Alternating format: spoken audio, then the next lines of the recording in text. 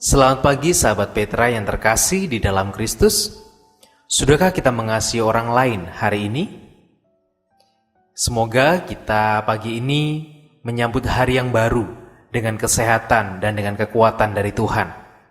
Kalaupun saat ini kita mungkin sedang tidak enak badan atau sedang merasakan sakit, kiranya dalam kondisi kita saat ini, kita pun tetap bisa merasakan cinta kasih dan berkat yang dari Tuhan. Dan kita boleh beroleh kesembuhan, Tuhan menganugerahkan kepulihan di dalam kesehatan kita. Dan saat ini bersama saya, Pendeta Ardilus Arianto dari GKJ Sarimulyo, kita akan mengawali hari ini dengan mendengarkan sapaan Tuhan di dalam Embun Pagi, hari Jumat tanggal 15 September 2023. Kita akan bersama merenungkan, yaitu sebuah tema yang berjudul Orang yang Diberkati, yang didasarkan pada firman Tuhan di dalam Kisah Para Rasul pasalnya yang ke-7, ayat 9 sampai dengan ayat 16. Akan tetapi sebelum bersama kita merenungkannya, marilah saat ini kita memohon kekuatan, memohon pimpinan dan pertolongan dari Tuhan di dalam kita merenungkannya. Marilah kita bersama masuk di dalam doa. Mari kita berdoa. Kami sungguh bersyukur Tuhan untuk karya-Mu yang luar biasa dalam kehidupan kami. Kami bersyukur untuk segala berkat yang kami terima, segala berkat yang kami rasakan hingga saat ini. Dan di dalam segala syukur kami Tuhan, kami bersama hendak mengawali hari kami dengan merenungkan firman-Mu, dengan mendengarkan sapaan-Mu. Berkatilah kami, mampukanlah kami, supaya kami bisa merenungkan firman-Mu dengan benar. Kami pun mau untuk mewujudkan firman-Mu, mewujudkan kehendak-Mu di tengah-tengah kehidupan kami. Oleh karena itu Tuhan, kami mohon pimpinan dari Roh-Mu yang kudus, kiranya hadir bagi setiap kami. Di dalam nama Juru Selamat kami yang hidup, Tuhan Yesus Kristus, kami naikkan doa dan syukur kami. Amin. Kita akan bersama membaca firman Tuhan di dalam Kisah Para Rasul pasalnya yang ke-7, ayat 9 sampai dengan ayat 16. Kisah Para Rasul pasalnya yang ke-7, ayat 9 sampai dengan ayat yang ke-16, yang demikian sabda Tuhan. Karena iri hati, bapak-bapak leluhur kita menjual Yusuf ke tanah Mesir, tetapi Allah menyertai dia dan melepaskannya dari segala penindasan, serta menganugerahkan kepadanya kasih karunia dan hikmat ketika ia menghadap Firaun, Raja Mesir. Firaun mengangkatnya menjadi kuasa atas tanah Mesir dan atas seluruh istananya. Maka datanglah bahaya kelaparan menimpa seluruh tanah Mesir dan tanah Kanaan, serta penderitaan yang besar sehingga nenek moyang kita tidak mendapat makanan. Tetapi ketika Yakub mendengar bahwa di tanah Mesir ada gandum, ia menyuruh nenek moyang kita ke sana. Itulah kunjungan mereka yang pertama. Pada kunjungan mereka yang kedua, Yusuf memperkenalkan dirinya kepada saudara-saudaranya, lalu ketahuanlah asal-usul Yusuf kepada Firaun. Kemudian Yusuf menyuruh menjemput Yakub ayahnya dan semua sanak saudaranya, 75 jiwa banyaknya. Lalu pergilah Yakub ke tanah Mesir. Di situ ia meninggal, ia dan nenek moyang kita. Mayat mereka dipindahkan ke Sikem dan diletakkan di dalam kuburan yang telah dibeli Abraham dengan sejumlah uang perak dari anak-anak Hermon di Sikem. Demikianlah pembacaan sabda Tuhan. Yang berbahagia ialah setiap orang yang dengan setia merenungkan serta memeliharanya. Haleluya. Amin.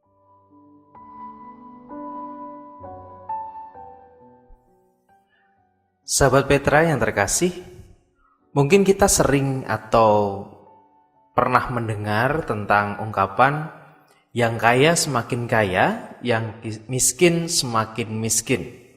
Sebuah kalimat yang sebenarnya itu merupakan kalimat sindiran. Sindiran karena ya pada realitanya memang orang-orang yang kaya, orang-orang yang diberkati dengan materi yang lebih, atau diberkati dengan hal-hal yang melimpah, itu kemudian akan semakin bertambah berkatnya. Tetapi seolah-olah bagi mereka yang kekurangan, hidup dalam bahkan di bawah garis kemiskinan, itu menjadi semakin miskin. Oleh karena ya dampak mungkin orang kaya ini hanya berpikir tentang kekayaannya, atau orang yang kaya ini hanya berorientasi pada yang penting saya kaya. Kalimat ini menjadi kalimat yang seringkali kita dengarkan dimanapun, di berbagai media atau berbagai acara yang mungkin kita saksikan atau kita ikuti. Kalau kita menilik pada kalimat tersebut, pada kalimat sindiran tersebut, nampaknya ada faktor penyebabnya. Salah satu yang menyebabkan orang yang kaya semakin kaya dan yang miskin semakin miskin adalah tentang mindset atau cara berpikir. Cara berpikir seperti apa? Cara berpikir yang demikian. Kita seringkali berpikir bahwa berkat dari Tuhan itu sebagai sebuah kelangkaan. Berkat sebagai kelangkaan. Kita bisa membayangkan, kalau sesuatu itu langka, maka kita akan berlomba-lomba untuk mendapatkannya. Kita akan mengupayakan segalanya untuk mendapatkan yang langka itu. Kalau sudah mendapatkannya, maka tidak mungkin yang langka itu kemudian kita bagi-bagikan kepada yang lain. Karena namanya saja langka, kita mendapatkannya saja susah. Masa iya kita mau bagikan yang langka itu? Hal itu yang seringkali, atau mindset itu yang seringkali kita hidupi di dalam kita melihat berkat. Berkat sebagai sebuah kelangkaan. Bahkan di dalam kelangkaan itu tidak mengherankan kalau di dalam memperjuangkannya harus mengorbankan orang-orang di sekitar atau bahkan ciptaan-ciptaan yang lainnya. Tetapi bagaimana kalau mindsetnya itu kita ubah? Bukan berkat sebagai kelangkaan, tetapi berkat sebagai kelimpahan. Ada dampak yang akan terasa. Salah satunya adalah bahwa ketika berkat kita lihat sebagai kelangkaan, kita akan mengupayakannya. Kalau sudah mendapatkannya, kita akan dekap dengan sangat erat, kita akan pegang dengan sangat erat, bagaimana caranya supaya berkat itu tidak lepas dari kita. Tetapi kalau kita berpikir bahwa berkat itu sebagai kelimpahan, maka kalaupun berkat itu kemudian kita lepaskan, ya kita tidak akan khawatir tentang berkat itu akan habis. Karena toh yang melimpah itu akan selalu datang. Yang melimpah itu akan selalu ada. Sehingga meskipun berkat itu dibagikan, pada akhirnya berkat itu nggak akan habis kok. Kita akan selalu mendapatkan berkat yang baru. Itu tentang mindset. Nah, mindset inilah yang kemudian akan berdampak pada cara berpikir kita tentang predikat kita atau hakikat kita sebagai orang yang diberkati. Dalam bacaan kita pada pagi ini yang kita baca dari Kisah Para Rasul 7 ayat 9-16 menggambarkan tentang ketika Stefanus memberikan keterangan kepada orang-orang pada waktu itu tentang bagaimana karya Allah itu terjadi. Salah satunya adalah karya dan anugerah berkat Tuhan yang dinyatakan pada diri seorang Yusuf. Kita pasti sudah sering mendengar bahkan dari sejak sekolah minggu tentang siapa sih Yusuf itu. Cerita yang seringkali diceritakan dari sekolah minggu, bahkan sampai mungkin lansia, sampai adiuswo, kita selalu mendengarkan cerita itu. Di mana Yusuf ketika masih anak-anak, dia dibenci oleh saudara-saudaranya, dibenci oleh kakak-kakaknya, karena merasa bahwa ayahnya ini pilih kasih nih. Dia lebih mengasihi Yusuf dibandingkan saudara-saudaranya yang lain. Sehingga mereka merencanakan sebuah tragedi, sebuah malapetaka, di mana Yusuf ini dibuang dan akhirnya dijual kepada orang-orang di Mesir.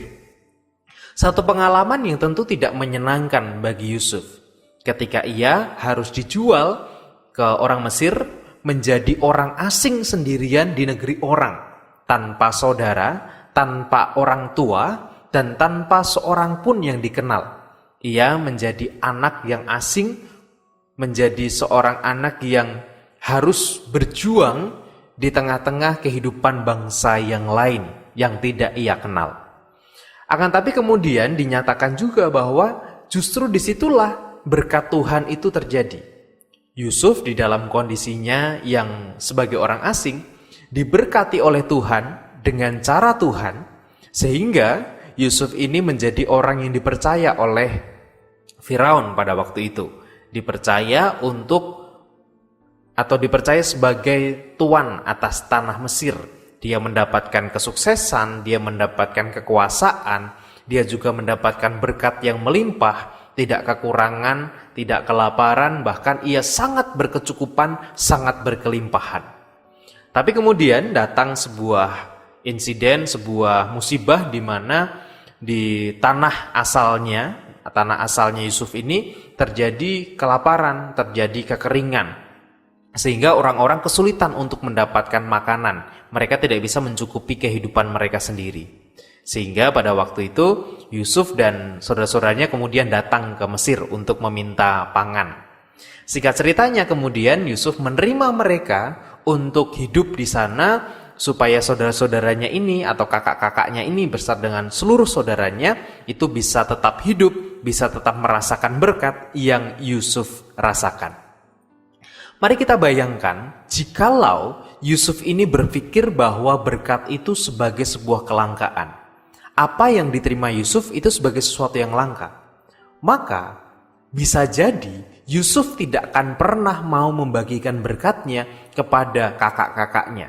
Kalaupun ia mau membagikan, mungkin saja hanya kepada ayah dan juga adiknya yang ia sayangi. Tetapi bagaimana dengan kakak-kakaknya?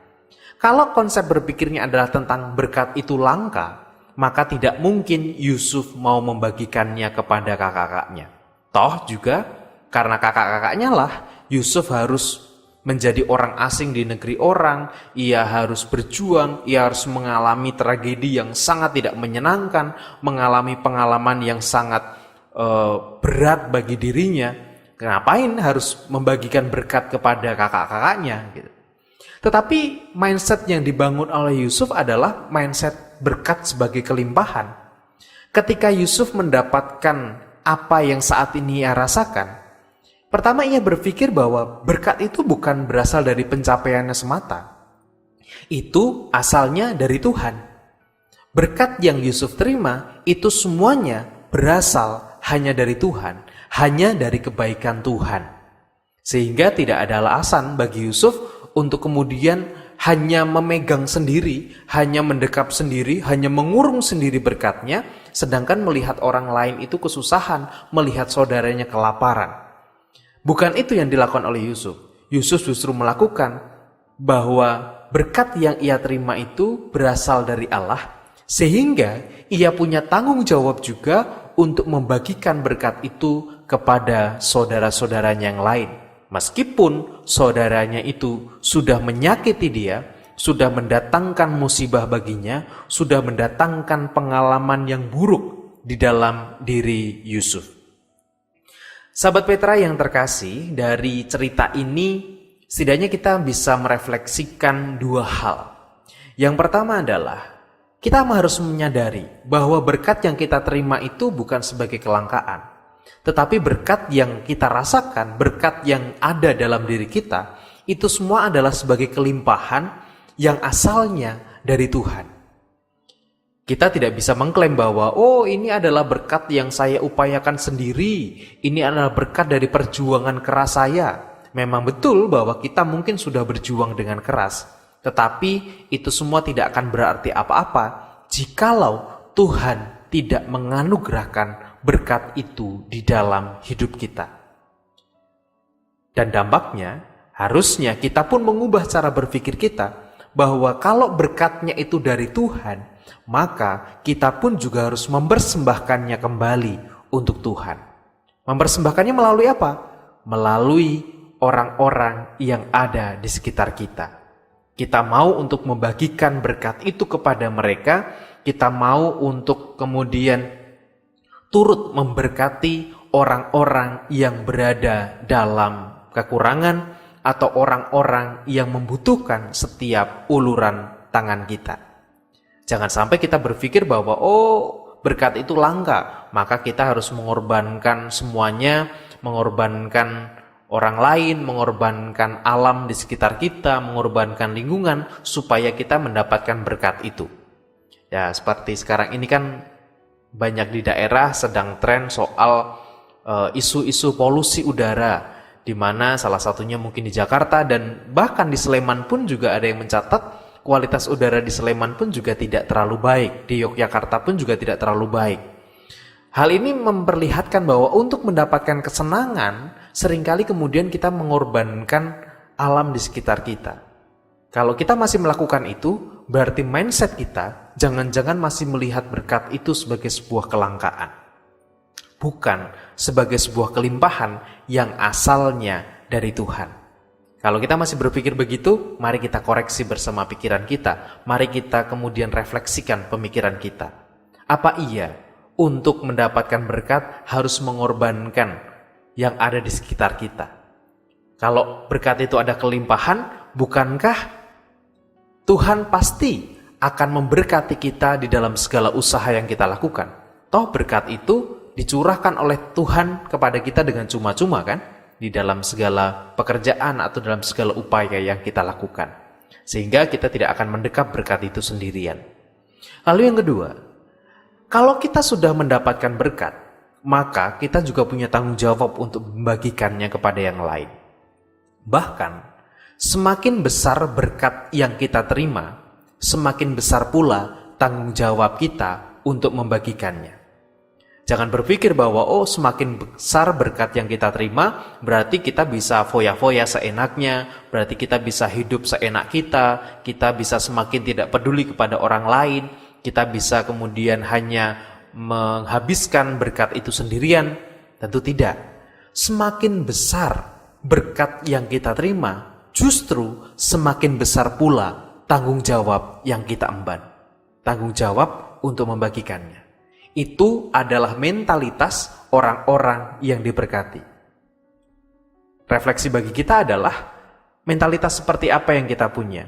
Apakah kita sudah bermentalitas orang yang diberkati? Ataukah kita punya mentalitas orang-orang yang tidak pernah bersyukur dan tidak pernah merasakan berkat dari Tuhan? Kalau mentalitas itu yang masih punya atau masih kita miliki, mari kita ganti mentalitas kita. Mari kita ganti mindset kita. Bahwa kita adalah orang-orang yang diberkati dan berkat itu adalah sebagai sebuah kelimpahan yang dari Tuhan. Sehingga tidak ada alasan untuk kita hanya menggenggam erat berkat itu sendirian. Sedangkan orang-orang di sekitar kita atau lingkungan di sekitar kita harus merasakan atau menjadi korban dari upaya yang kita lakukan untuk mendapatkan berkat itu. Selamat beraktivitas, selamat berefleksi, selamat menjalani hari ini. Tuhan memberkati. Amin. Mari saat ini kita bersama mengakhiri perenungan kita pada pagi ini dan kita berdoa kepada Tuhan supaya kita diberkati di dalam keseharian yang akan kita jalani pada hari ini. Mari bersama kita berdoa. Tuhan, kami sungguh bersyukur Engkau menyapa kami, Engkau mengingatkan kami tentang hakikat kami sebagai orang-orang yang Engkau berkati. Ajar kami Tuhan untuk bisa mendalami makna berkat itu. Ajar kami untuk punya mindset, ajar kami untuk punya cara berpikir bahwa berkat yang kami terima itu semua berasal dari Engkau. Sehingga kami pun punya tanggung jawab untuk memberkati juga orang lain, untuk membagikan berkat itu kepada sesama kami. Tolonglah kami Tuhan untuk menghidupi firman-Mu itu, tolonglah kami untuk menjadikan firman-Mu itu sebagai dasar di dalam setiap langkah hidup kami. Dan saat ini Tuhan, kami bersama hendak menyerahkan hari yang akan kami jalani hari ini. Kiranya di dalam segala aktivitas kami, Engkau hadir. Kiranya dalam segala hal tanggung jawab yang akan kami jalani pada hari ini, Engkau pun menyatakan penyertaan-Mu bagi kami. Kami yang akan sekolah, kami yang akan bekerja, kami yang akan mungkin melakukan berbagai kesibukan, kiranya Engkau pun juga hadir bagi kami. Dan tolonglah kami untuk kami tetap menyerahkan kehidupan kami hanya kepada Tuhan. Di dalam nama Tuhan Yesus Kristus, kami memohon kesehatan, kami memohon kekuatan, dan kami memohon berkat serta penyertaan-Mu. Di dalam nama-Mu ya Allah, kami berdoa. Amin. Sahabat Petra yang terkasih di dalam Kristus, demikianlah embun pagi kita hari ini, hari Jumat tanggal 15 September 2023. Kiranya firman yang telah kita renungkan bersama semakin memampukan kita untuk mengelola berkat yang dari Tuhan dengan baik, supaya kita tidak hanya merasakan berkat itu sendiri, tetapi kita pun menyadari tanggung jawab kita untuk juga memberikan berkat bagi orang lain. Sahabat Petra yang terkasih, saya Pendeta Arditulus Arianto dari GKJ Sarimulyo mohon undur diri. Selamat menjalani aktivitas hari ini, selamat mengasihi orang lain hari ini. Tuhan memberkati.